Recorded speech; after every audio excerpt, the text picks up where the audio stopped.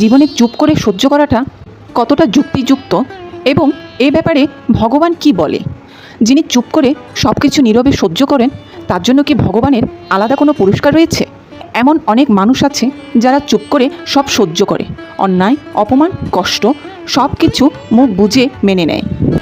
সহ্য করা দুর্বলতা নয়, এটা শক্তি।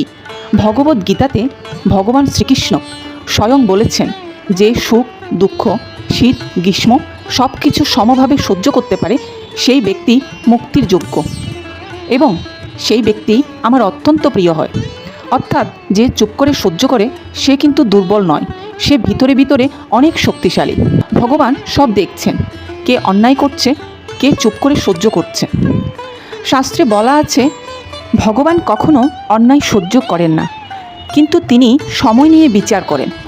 শ্রীমদ্ ভাগবতে বলা হয়েছে যে ব্যক্তি অন্যায় সহ্য করেও ভগবানের ওপর ভরসা রাখে তার জন্য ভগবান নিজেই রক্ষক হয়ে ওঠেন।